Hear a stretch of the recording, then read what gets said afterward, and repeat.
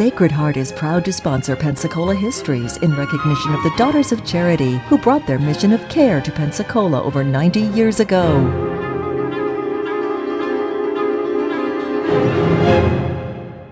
Hello and welcome to our continuing story of Pensacola, North America's first place city. In this series of episodes, we've been talking about the area's two prominently historic cemeteries, St. Michael's and St. John's, and what they mean to our community in terms of background and history, and of course as a part of the understanding of how people here have lived over the centuries of Pensacola, beginning of course in 1808 when St. Michael's was created. Now, basically, we've talked a little bit in the past about how St. Michael's itself was laid out, how it came to be when the erosion began to tear apart the original British cemetery, how the Catholic Church and then others were responsible for the cemetery, the kinds of burials that were held there, the kind of funerary art that was put in place, and that basically was our story, noting also that many, not all, but many of the the burials in St. Michael's relate to people who were prominent earlier in the 19th century. Then, of course, we turn to St. John's, which was opened officially in August of 1876 and was put in place by the Masonic Order with assistance from the city of Pensacola, and how that cemetery, with its 28 total acres, has been devoted to all kinds of burials, that there are many different ethnic groups represented in the burials there, and that, of course, there have been many very prominent people in both the 19th and the 20th centuries who are laid to rest in that particular cemetery. We've talked a little bit about, too, of course, about some of the elements that have been in place in both of them. How the St. Michael's, of course, we see a lot of people who died there because of yellow fever, and of course in St. John's we have more of people of social prominence that we recognize from the last 2 centuries. Well, as we look at these two cemeteries, there are an element that as one visits there, it is kind of fun to look at. Now, as you walk through a cemetery and you look at the various gravestones, you'll see, time after time, you'll see what I call funerary art. You'll see the picture of a rose. You'll see some ivy that is twined perhaps along the whole gravestone. You'll see representation of the lily, the willow, the poppy. All of these things, they are forms of flowers. And people say, well, now isn't it nice that people would do that? It makes the gravestone certainly very nice. But basically, what we don't appreciate so much in the 21st century is when all of this was being done, basically all of those little elements had a meaning. Every one of them had a representative idea that we're trying to express here, that was supposed to represent the character or the life of the person buried below the stone. And I'm going to read off several of them for you, because as you go through the cemetery yourself and take a look, you can see, as we did some filming out there on stories of both of these cemeteries sometime before, the art itself is very beautiful. It is very carefully done, because what we don't appreciate in the 21st century is that going back 150 to almost 200 years, there were men and there were companies that were true specialists in preparing such stones. We had only one company up into the 20th century that did such work at all. Most of the work that was done, whether it was an above ground vault or below ground vault, or whether it was an obelisk or whatever it happened to be, the gravestone itself was usually prepared for the family, either in New Orleans, Montgomery, or in a few cases even in New York City, because there were specialists there who did that work. Of course, it was expensive, and so you can get an idea that when you look at a gravestone in any one of these centuries and you see a large one, you recognize that the family either had resources on its own or had many friends who would come together to help and pay for such a thing. Now, let's look at some of these symbols and see what they meant as you are looking at the gravestone. You walk along and you see something, a calla lily that is nicely informed on the stone itself. That usually represented the fact that underneath that stone are two people, a husband and wife, and the calla lily represents the idea that this was an exceptionally happy marriage. That would be number one. Now, Ivy is a symbol that is used a great deal, and often ivy is combined with something else on these gravestones. But ivy generally was meant to show that the individual who was buried there was a very friendly person, and that people had an outreach to them as friends. And the family making arrangements for the stone wanted everybody to remember the friendly character and nature of the person who was buried there. Then not the calla lily, but the traditional lily is another one that is used frequently on these stones. It is usually seen for young women who died unmarried, and the lily itself represents purity. And you'll see a lot of those. Sometimes you'll also see the lily in combination with a rose. Now, the rose is used for two different reasons, two different ways. The rose itself represented love. Basically, this is showing that someone was buried there who had a very deep love relationship to the person who was arranging the burial. But then if you saw the rose with the stem broken, this usually represented that the person there was usually a girl, a young lady, and she had died very young, and the broken stem represented the fact that she had died prematurely, before her life could really come into its own. The willow, we always use the term the weeping willow. Well, the willow is displayed on these stones many times, and basically it's intended to convey the message that people left behind are mourning. They show great grief over the passing of the person who was below the stone.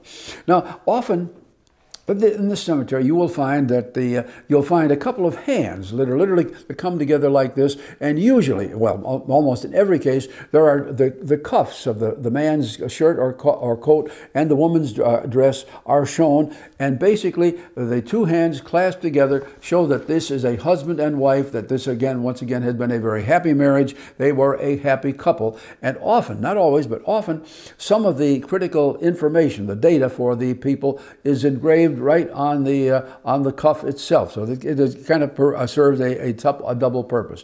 Now, as you go through the cemetery, you're going to find 15, 16, 17 more different flowers that are shown either individually or in combinations. And we won't go through them all here, but the idea, as you look at one of these, remember that they were not put in place just on happen chance, but every one of these symbols was indeed symbolic. It had a meaning to the people of the time that we're talking about. Now, if we look through the story of the cemeteries themselves, we have to recognize that, as Mr. Bliss told us in his magazine article of the late 19th century, it is always a problem to maintain a cemetery. And the question always comes down to who owns it. Who holds the responsibility? Where is the money going to come from to do all of the things that need to be done on a regular basis once a burial has been taken place? Now, actually, arranging for a burial is a relatively simple thing. That's a ritual that has been handed down for years, and it's not greatly different today than it was 100 years ago. But the actual maintenance, now that's something else again. And what Charles Bliss discovered in the late 1900s was true. The St. Michael Cemetery, well, in his views, it was a mess. And it took a lot of effort by a lot of people to bring that around. And all of this sort of operates on a sine curve. When there is a problem, the question is, who is going to fix it? Now, in recent times, we want to give credit to a number of people, and we can pass this across the story of both cemeteries. People have come out who have been helpful. As I mentioned earlier, St. John's Cemetery was begun by the Masonic Order in the 1870s. It was turned over to a separate corporation in 1906. The only proviso there was, of course, that the new corporation had to have as its board of directors men who were Masons, and they were and still are responsible for the ownership and operation of that cemetery. St. Michael's Cemetery, on the other hand, has gone back and forth between ownership by the church and by separate foundations, and it kind of has gone back and forth. And, of course, it's been very difficult in more modern times to find people willing to accept the responsibility because it takes time and it takes money. And that is where we have come into the era now that I would like to call an era of volunteerism. Because it's not infrequent that you will see stories in the press about how volunteers from the Boy Scouts and from the Navy and the Marines have come forth and helped other volunteers in coming on, holding special days where they would move in there and literally help clean up. And sometimes this is a huge job, and of course it is done exceptionally well by all of these people. I wish I could tell you that there is an assurance that that's going to be done forever. We don't, in the years as we record these stories, we just don't know. Now, returning again to the story of St. John's, currently the Friends of St. John's are working diligently to try and protect not only the view, the look, and the maintenance of the cemetery itself, but also to put in place, in using modern technology, the story of every piece of data they can collect on who is buried there. And what they have done, of course, is put this all into computer form, and they have represented now on the computer form what they have there, something over 10,000 burials. Now, they know that number is too small. There have probably been many others, and so, because in a few cases, literally there have been burials one on top of the other, and there is no record of how the sequence has gone. But basically, that is being done.